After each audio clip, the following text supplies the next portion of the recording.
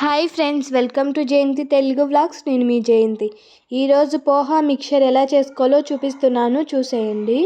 ముందుగా 2 కప్పుల వరకు అటుకులను అందులో వేసుకోవాలి.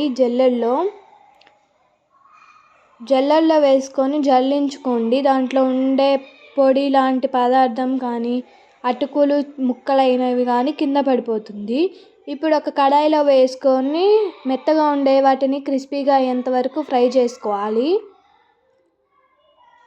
పట్టుకుంటే పొడి పొడిగా అయిపోయేంత వరకు ఫ్రై చేసుకోండి.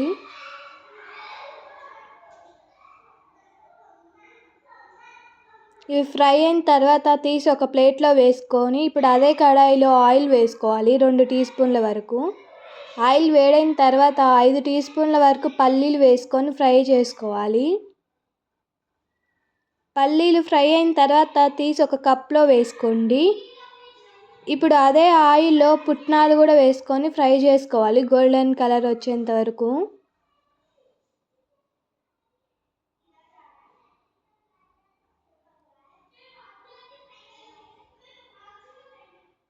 పుట్నాలు కూడా ఫ్రై అయిపోయింది, ఒక ప్లేట్లో వేసేసుకున్నాను. ఇప్పుడు అదే కడాయిలో తెల్లవాయలు వేసుకొని ఫ్రై చేసుకోవాలి. అదే ఆయిల్లో కొంచెం పసుపు వేసుకొని స్టవ్ ఆఫ్ చేసుకొని పక్కన పెట్టేయండి. ఇప్పుడు అదే ఆయిల్లో ఫ్రై చేసి పెట్టుకున్న అటుకులను వేసుకొని కలుపుకోవాలి.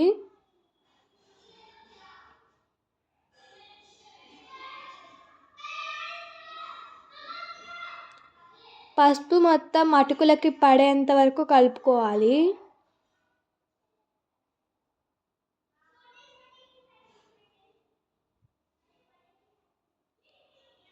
కలుపుకున్న తర్వాత అటుకులు, పుట్నాలు, వేయించి పెట్టుకున్న తెల్లవాయలు, ఉప్పు, కారం వేసుకొని కలుపుకోండి.